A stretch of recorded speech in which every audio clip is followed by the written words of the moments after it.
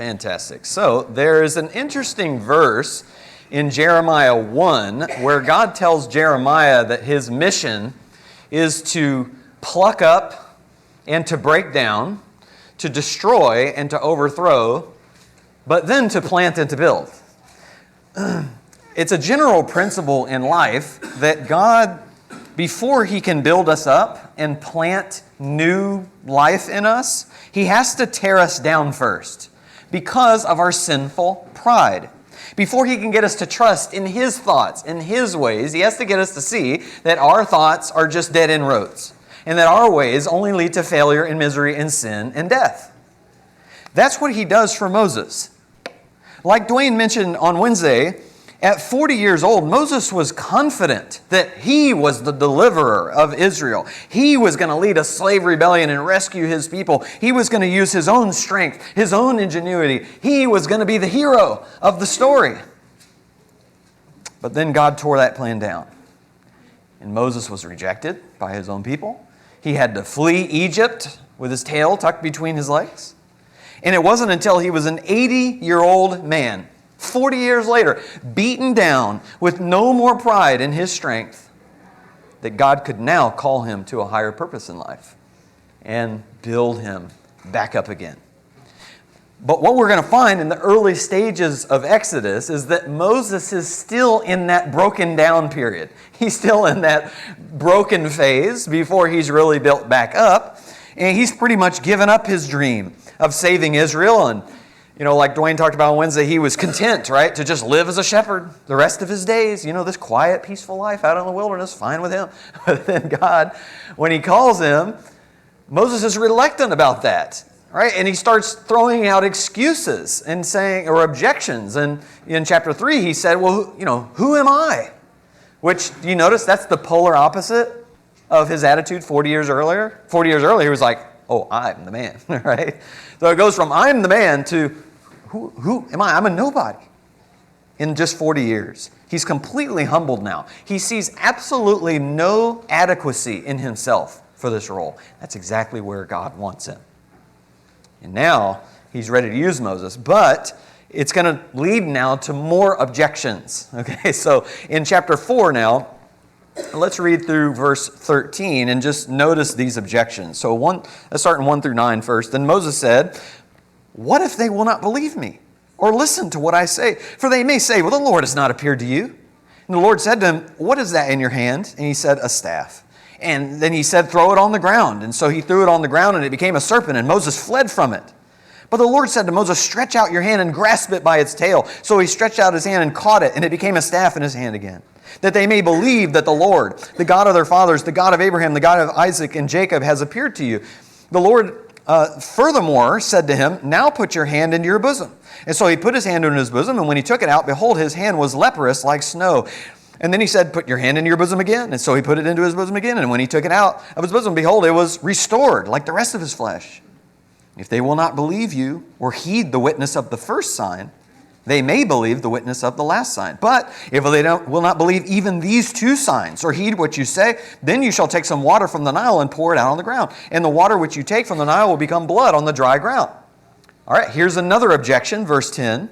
Then Moses said to the Lord, please, Lord, I have never been eloquent, neither recently nor in time past, nor since you have spoken to your servant, for I am slow of speech and slow of tongue. The Lord said to him, who has made man's mouth? Or who makes him mute or deaf or seeing or blind? Is it not I, the Lord? Now then go, and I, even I, will be with your mouth and teach you what you are to say. Here's another objection. But he said, please, Lord, now send the message by whomever you will. So the first objection is, who am I? That's chapter 3. And then, what if they don't believe me or listen to me? The third is, I'm not an eloquent speaker. And the fourth is, please send someone else. Now, I just think this is so practical because these are like the 4 most basic objections that all of us would have whenever we're called out of our comfort zone. Whenever we're called to do something scary that we've never done before, to enter uncharted territory. Number 1 is, who am I? In other words, this role is way too important for someone like me. I'm not worthy of such a calling. I'm just a nobody. Secondly, what if? Now, our objection might not be, what if nobody believes me? Now, maybe that is like in evangelism, right? I go and I try to talk to my neighbor. What if he doesn't believe me? that Jesus really is, the Son of God. Okay, that's real. But we also just more generally can play into the what if game. All right, what if this happens? What if they say this? What if I fail? What if I can't handle it? What if a million what ifs? Third, I can't handle this. I don't have the skills, right? I'm not qualified for this task. Now, I think Moses was being falsely humble here.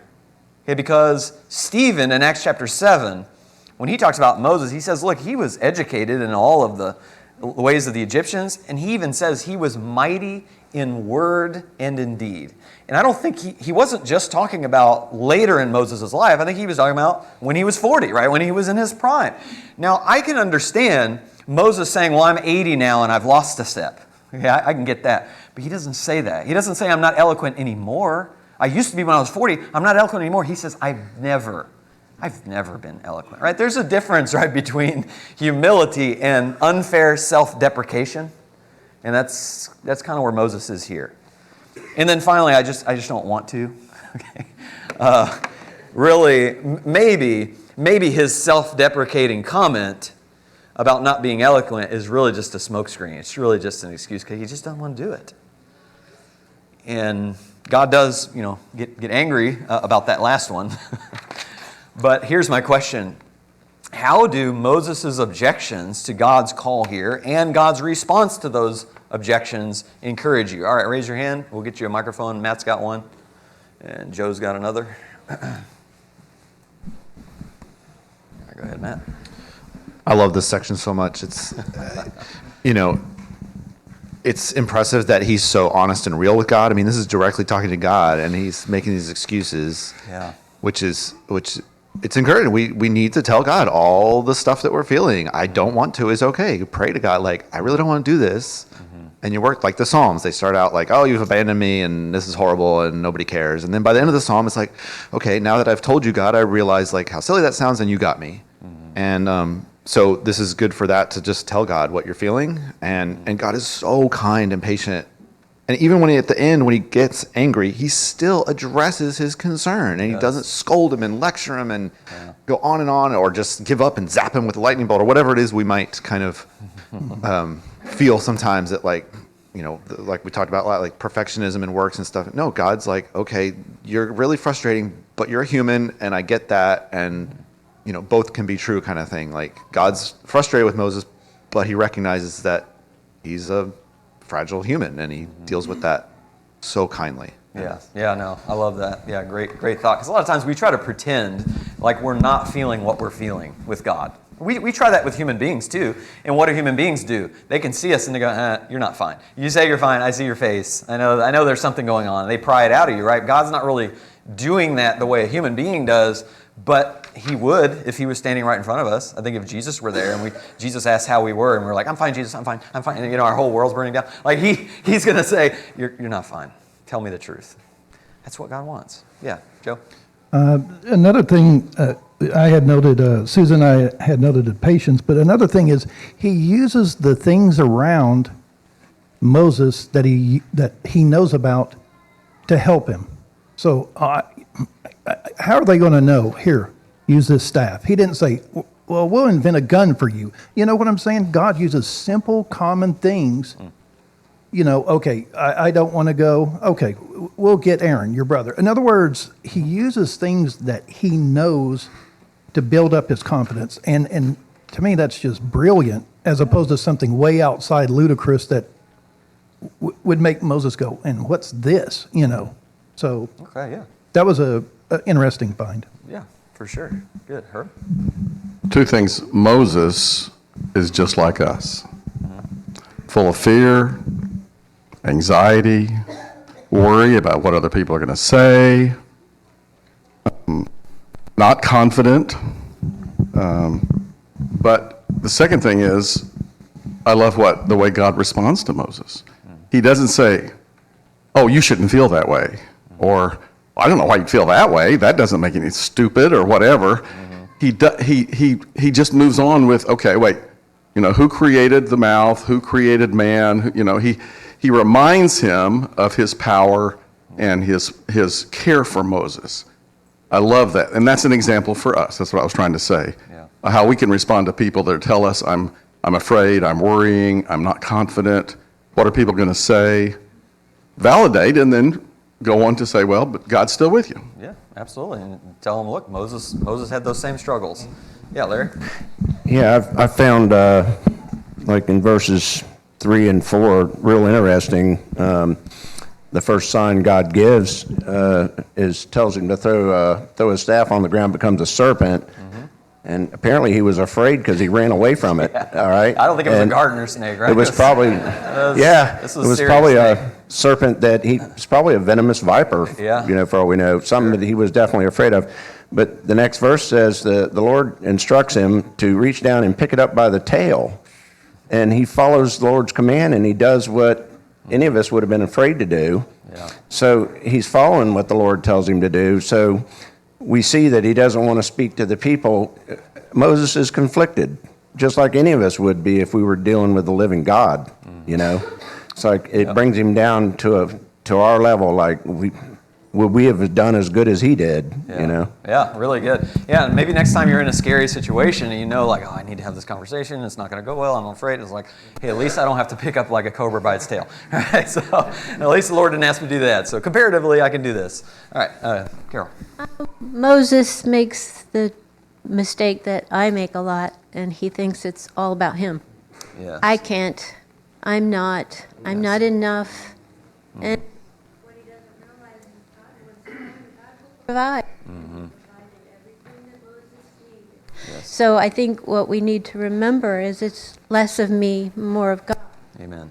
Yeah, absolutely. Yeah, I mean, that's the thing that jumped out to me the most. All right, one more, and then we'll move on from this. But is this idea of like the way to allay the reason we're so filled with fear and anxiety most of the time is because we are thinking way too much about our own human limitations and not about God. And what God does is he gently says, I hear you, Moses, but now look at me. I hear you. You're looking at yourself. I get it. Look at me. Look over here at God. And that is one of the greatest ways to overcome our fear and anxiety. Stop looking inward. Stop looking at ourselves and our own strength. Start looking at the Lord. I like that. But eventually Moses gained great confidence as he approached Pharaoh time and time again. The fears were gone and the confidence was there, and he was able to do what he needed to do. Yep, absolutely. Yeah, and we're going to get there, though there's going to be some more Moses fear and failure before that happens. Next, chapter 5 is going to be a dumpster fire. Okay, it's going to be an absolute disaster when Moses first tries to do this. And I think there's going to be a lot of cool lessons to talk about there. Yeah, really good. Really appreciate all those thoughts. Let me talk briefly here about the significance of these signs. Moses is concerned that they're not going to believe him. And this is the Israelites he's talking about. He's not really talking about Pharaoh right now. He's saying, hey, what if my own people don't believe me? Here God gives Moses these 3 signs. The first is a staff into a serpent. Now, again, we're not told what kind of serpent this was. But as Larry suggested, right, like it had to be venomous, right? It had to be something that you're legit afraid. I mean, it could be Moses is like Indiana Jones, right? It's just any snake is just terrifying and he's running away. But I don't think so. I think he really knows this is serious. Now, what's interesting about this is that cobras were very important to the Egyptians. They symbolize royal power. You could find them etched in drawings and carved on monuments. There was even a small figure of a cobra found on the headdresses of pharaohs. In fact, when I showed you the picture of Thutmose III last time, this is actually a cobra right here on top of his headdress crown there. That image of a cobra is called an arraius, and it represented the goddess Wadjet, who was considered a protector of Pharaoh and all of Egypt from the forces of chaos. Now that's what you know of the plagues coming. That's really interesting to me. By Moses taking this snake, possibly a cobra, by its tail, he's showing that the God who sent him has power over Wadjet, all right? And the 10 plagues will be the epitome of the destruction of Egypt by the forces of chaos. God says, here's chaos. Let's see how, Wadjet protects you from this. Wadjet cannot protect Pharaoh from the one true God. Now, there was some other mythology in Egypt as well. There was a god, there were so many gods in Egypt. There was a god for so many different animals and celestial bodies and all that. So for instance, they had a god called Apep, who was depicted as a giant serpent. who was a god of chaos. And he was the archenemy to the sun god Ra. And Ra was like the chief god among the Egyptians. And there was another god named Set who actually helped to defeat Apep so that Apep wouldn't destroy Ra. And so sometimes pharaohs would carry a scepter. It was called the Waz scepter, W-A-S, the Waz scepter, and it was the scepter of Set. And it looked like this. This is just a drawing of it. It was hard to find like a clear rendering so you could actually see the details of it. But I want you to notice the bottom fork there. That was for catching snakes. That was for catching serpents. That was for Set catching and keeping Apep, the serpent god of chaos, under control. Well, here, again, there's imagery that the one true God, he is the ruler over the God of chaos, right? He is the one true God. Now, there might also be some imagery here, biblically, from Genesis 3:15, about the seed of woman who comes to crush the head of the serpent, right? God will always use righteous people to further that promise until the ultimate seed, Jesus, comes and crushes the serpent's head. It's kind of like David when he cuts Goliath's head off. That's another image of the righteous seed stomping the head of the serpent. As far as leprosy goes, that was just a death sentence in the ancient world. And God is showing his power here to reverse death, really to bring death and reverse it. But it's interesting later in in Exodus 15, verse 27, Yahweh tells the Israelites, I am your healer. Right? I have the power over your bodies. I can fix all of your diseases. And then the Nile water to blood, God can reverse life. Because the Nile River was the source of life in Egypt. I mean, it was just a desert, right? The only reason why they had so much flourishing there was that Nile River just provided so much life and vegetation. Irrigation was such a huge thing from the Nile. And here's an interesting point about this, and we can talk more about this later when the actual plague happens. But I don't know how many baby Israelite boys were thrown into the Nile River by the Egyptians back in chapter 1. It doesn't really say. But just like God heard the voice of Abel's blood crying from the ground after Cain killed him, I'm wondering if God is hearing the voice of the blood of those babies crying out from the Nile. And so God's going to use the Egyptians' own violence and bloodshed in the Nile against them to end their lives in return. Really, the point of all of these signs is so that they'll believe that Moses was sent from God and that they'll be willing to obey Moses as their leader. Really, belief and obedience are like key themes in this chapter. But you see, what has to happen is God has to get Moses first to believe and obey, okay, before he can then send Moses in and convince the Israelites to believe and to obey.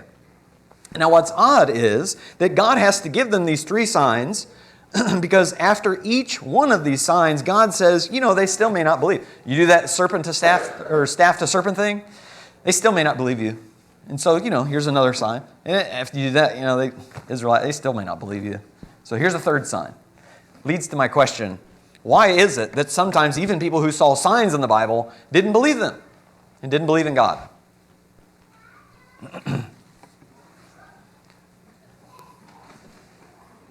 All right, Debbie, and then Mary. My first thought is because they're human. Okay. They're just real skeptical like humans would be. Okay, there you go. Right, we're just naturally skeptical of the supernatural, things that are beyond our ability to see. Even if we see a sign of it, it's still kind of like, I don't know. Mary, and then we'll jump back to Ramona. Well, the fact that there were clever people and sorcerers who could imitate these things, because Pharaoh's magicians will imitate that. Yeah, sure. So, how do we know? I mean, today, magicians can do trick us in so many ways. Yeah, And for sure. So. Yeah, and there were demonic forces, working through the occult arts back then, and so maybe it's kind of like, well, I don't know how to tell the difference. That's what they said about Jesus, right? Oh, you're casting out demons by Satan, Let's see, Larry, and then Jerry. No, I was just going to say it should pretty simple. It's just unbelief, right? It's the writer in Hebrews described it as the sin that so easily besets us. we can be victims of our own unbelief also. Yeah. So it's just hardness of heart comes from unbelief. Okay. Yeah. In the day of in Jesus' days, the enemies attributed his miracles to Beelzebub. Right. Yeah, absolutely. So that's the thing. It's like you see a sign, it's like, if you really want to, you can just attribute that to something else. I mean, imagine if somebody showed us a sign today, if somebody did a sign and like it was caught on video, right, and then released on social media immediately. That's AI generated, right? Like that's not real. That's fake.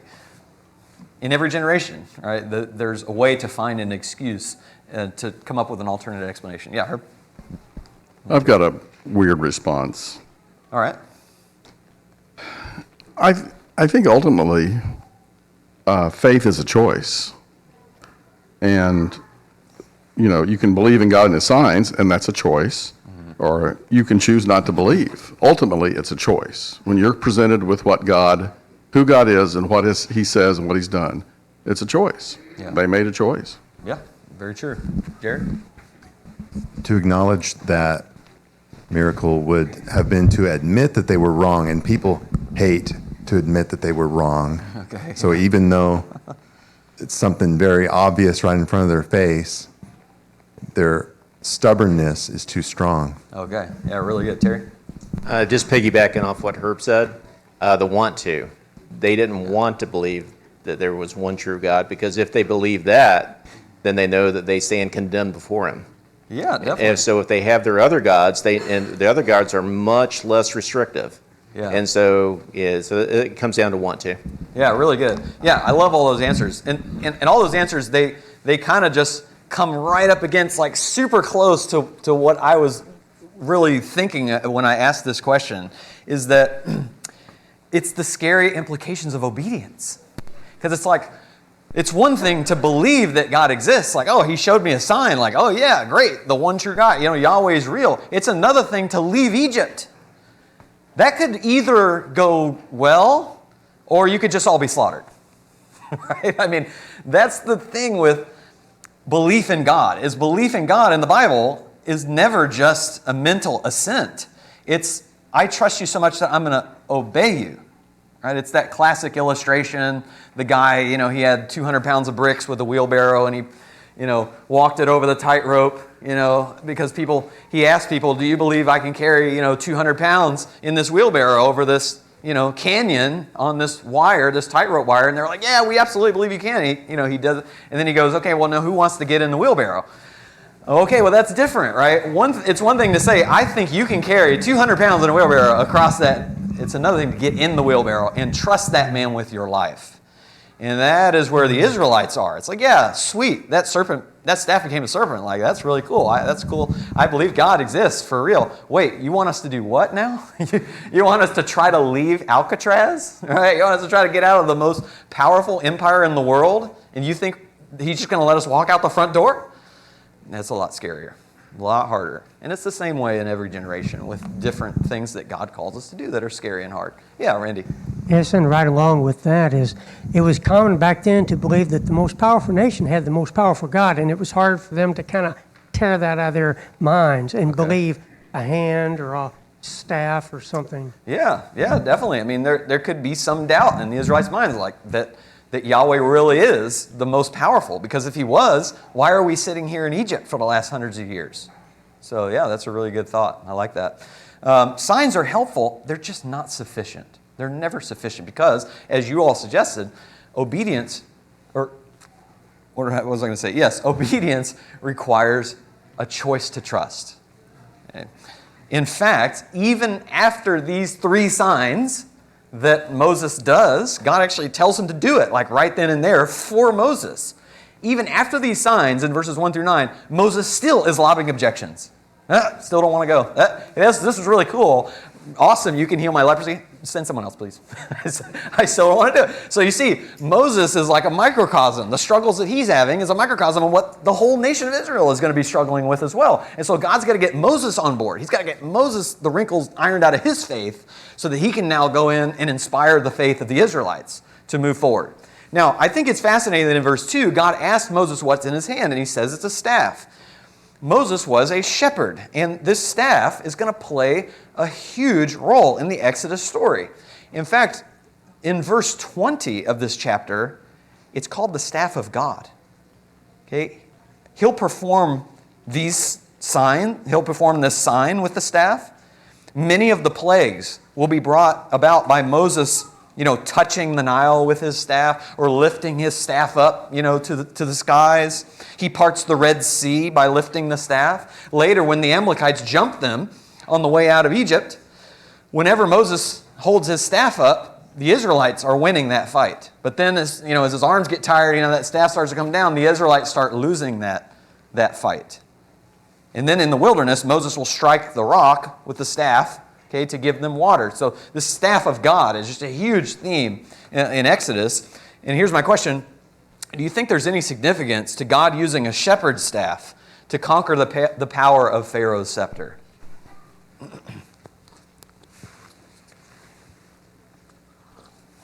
right, Matt's got one.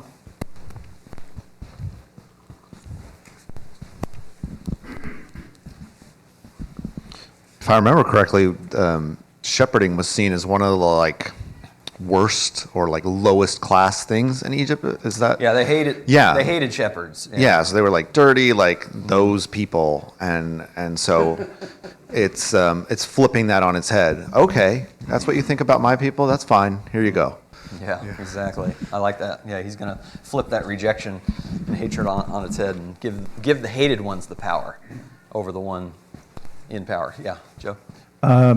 So a shepherd's staff is usually used to guide and protect and to protect life, whereas the scepter, as being a cobra or a snake, is oriented more towards, I wouldn't say evil, but ability to kill and to maim and to attack. Yeah, absolutely. Yeah, I mean, Pharaoh is using force, right? He's enslaving people. He's making people do his will.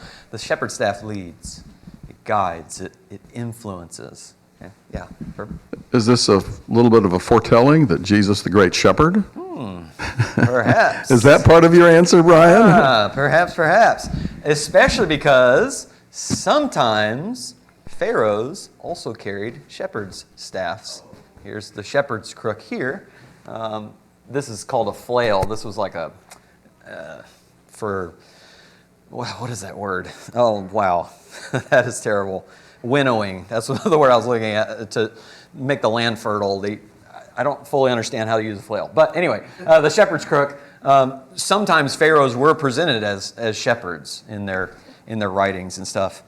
But maybe this is Yahweh showing that, but I'm the good shepherd. All these other shepherds are just hirelings. They don't really actually care about the sheep at all. Maybe there is some foreshadowing there. Certainly there's foreshadowing of Jesus coming and conquering the power of Rome, right? Instead of Jesus coming with a scepter, he comes as the Son of Man, right? I'm identifying more with humans than with the power and might of God and all the strength and force and all that. And he's the good shepherd, right? That theme is all throughout Scripture. Really good. Did anybody else have something on that I missed your hand? Okay. All right, let's look now at the next section, 14 to 23. Then the anger of the Lord burned against Moses, and he said, "Is there not your brother Aaron the Levite? And I know that he speaks fluently. And moreover, behold, he's coming out to meet you. And when he sees you, he will be glad in his heart. You are to speak to him and put the words in his mouth, and even I, will be with your mouth in his mouth, and I will teach you what you are to do. Moreover, he shall speak for you to the people, and he will be as a mouth for you, and you will be as God to him. You shall take in your hand this staff with which you shall perform the signs." Then Moses departed and returned to Jethro, his father-in-law, and said to him, "Please let me go, that I may return to my brethren who are in Egypt, and see if they are still alive." And Jethro said to Moses, "Go in peace." Now the Lord said to Moses in Midian, "Go back to Egypt, for all the men who were seeking your life are dead." So Moses took his wife and his sons and mounted them on a donkey and returned to the land of Egypt. And Moses also took the staff of God in his hand. So God is angry at Moses for not wanting to go on this mission, okay? But as was stated earlier, in his grace and his patience, he still provides him with what he needs. He sends Aaron with him. Now this actually would have been very comforting, okay? Because anytime you're going to do something scary, it's just nice to have someone else there with you. Jesus understood that. When he sent his disciples out, he sent them out in pairs. This is like the first time in Scripture where God is sending someone out on a mission, but in pairs. In Ecclesiastes talks about two are better than one, right? Because if one falls, right, the other's there to pick him back up again. And of course, God, he knew all this was going to happen. Okay, he knew Moses' reaction. He knew he was going to give him Aaron. Aaron was not an afterthought by God. This is all part of God's plan. And in fact, you almost see like a foreshadowing here of Aaron's priesthood. Because God speaks to Moses, Moses speaks to Aaron, and Aaron speaks to the people. So Aaron, like Moses, he's a go-between between God and the people. And it's from Aaron that the high priest will come. And the high priests were the ultimate go-betweens between God and his people. And on the Day of Atonement, they would go and offer sacrifices basically to mediate the wrath of God. The anger of God would burn against his people because of their sin, but then the high priest would come. He'd, forgive the whole congregation of their sins because of the sacrifices. And here, he's kind of doing that for Moses. He's kind of acting like Moses is high priest, in that God was just about to, pour out his wrath on Moses in his anger, but then, but Aaron steps in. It's okay now. So it's kind of like a neat way, I think, to foreshadow the future work of Aaron. I think it's also a foreshadowing of Moses' later role. I made that up, prophethood. I don't think that's a word, but it fit better with priesthood to do that.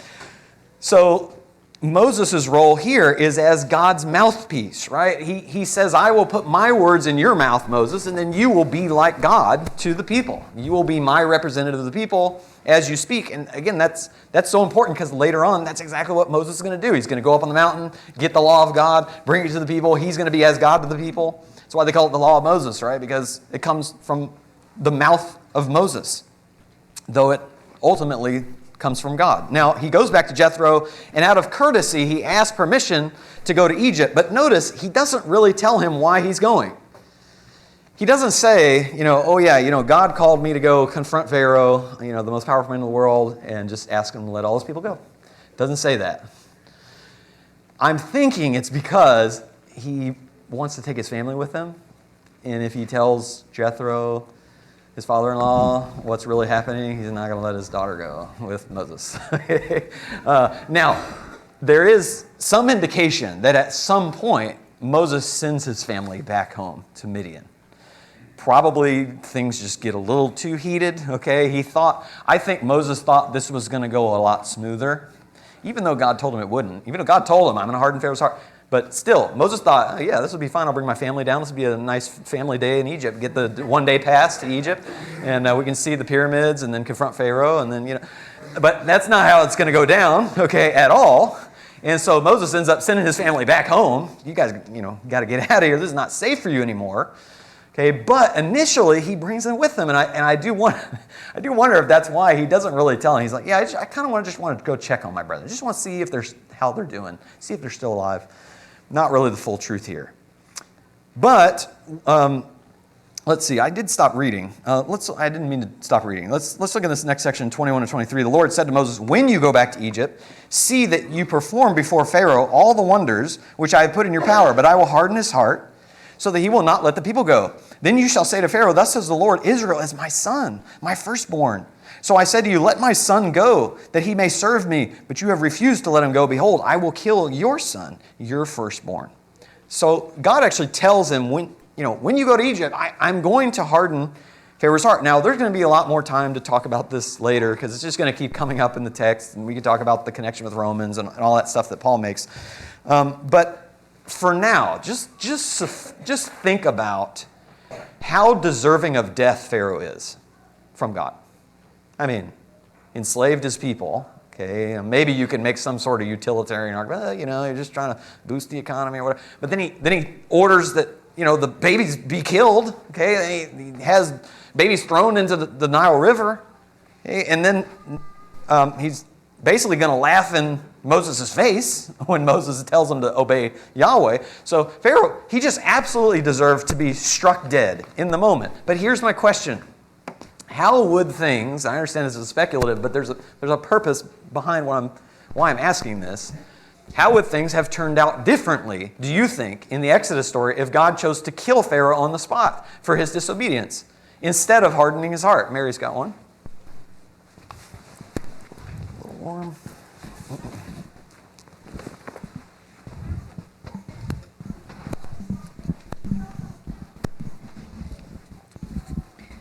As you said, he was really, really deserving of death, but his people also were complicit with that.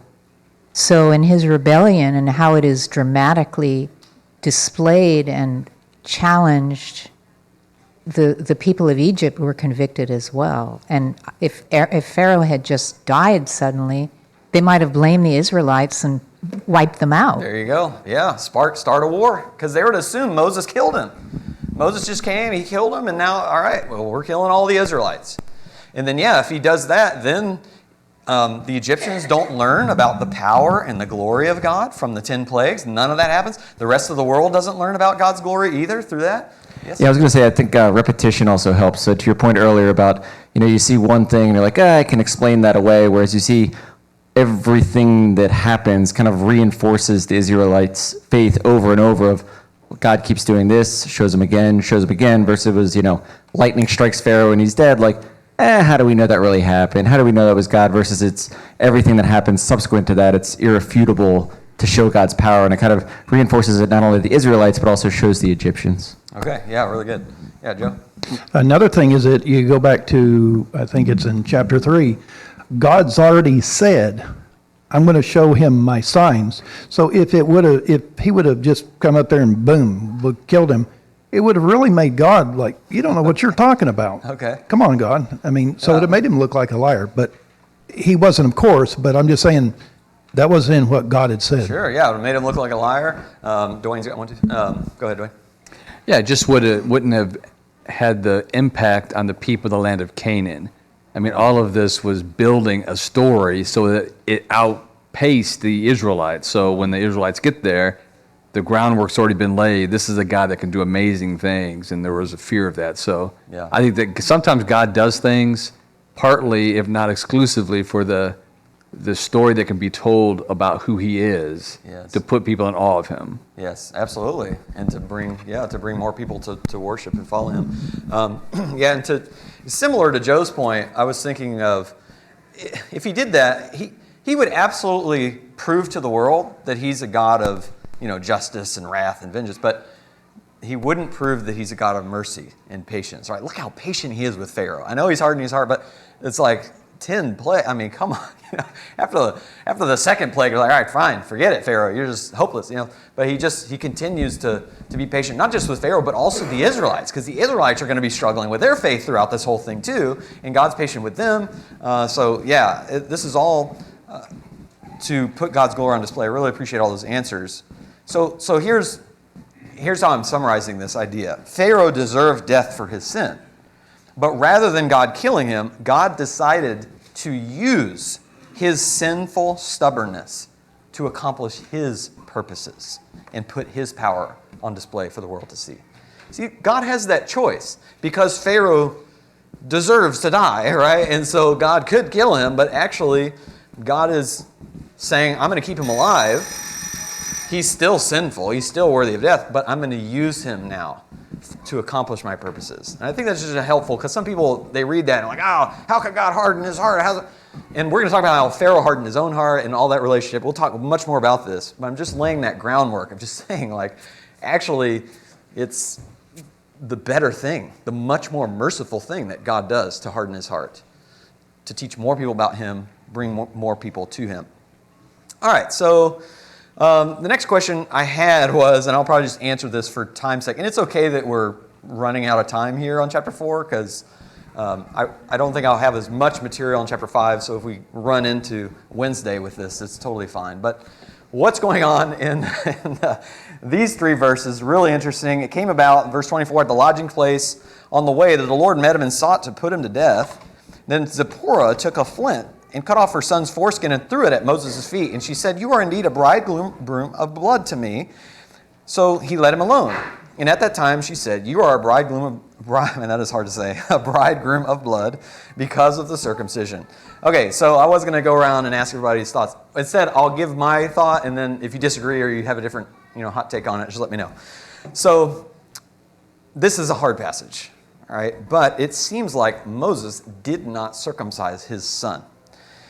While he was in Egypt, he really owned his Hebrew identity, okay? And, he fought for the Israelites and all that stuff. But then when he went out, broken and defeated to the wilderness, and he starts living in Midian, once he gets married, has a son, seems like he doesn't really embrace his Hebrew heritage as much as he did before. He doesn't circumcise his son, which was required by God as a sign of the covenant made back with Abraham. So when it says, it seems like it says God is trying to put Moses to death here.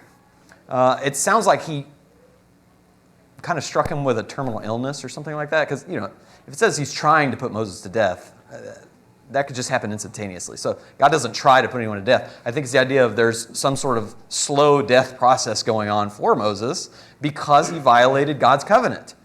But his wife, maybe because they had conversations about it, she knew what was going on. And so she circumcises their son and throws that at Moses' feet, okay, and says, "You're a bridegroom of blood," basically mad at him for making her do this to her son, which would not have been a nice procedure to go through, okay, especially as a mother. And she might also be mad because Moses is making her uproot her whole family from Midian as well. So there might be some animosity there. But the point here is that God takes the covenant seriously. Dwayne talked on Wednesday night about how "I am" implies God's presence. And the thing is, God's presence is not going to go with Moses if Moses is dishonoring his covenant. And so his wife actually steps up to circumcise his son and really saves Moses' life in the process by doing it.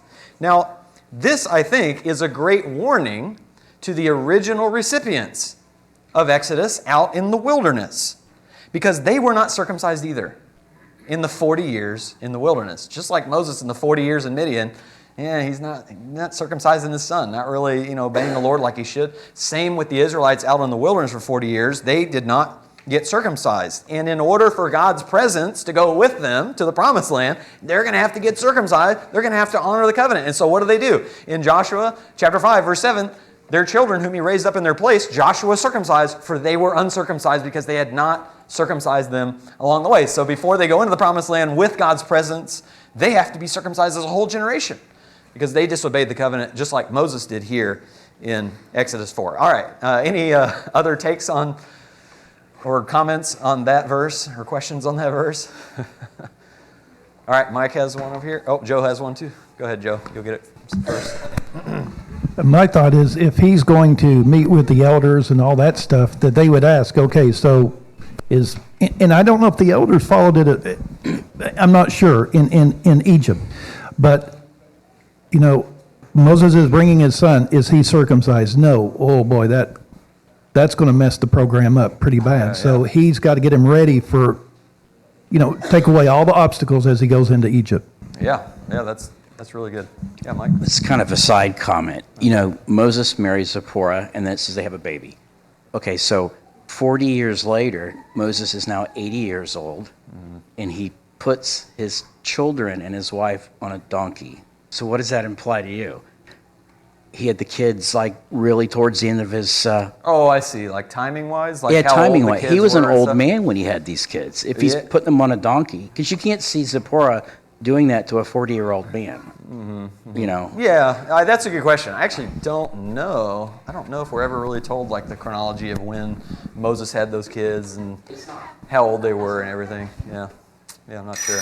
But yeah, like I said, it's okay that we didn't quite finish, but be thinking for Wednesday night about those last two questions, and then there's also questions for chapter 5 in the back that I'll email out for chapter 5. Thank you guys so much.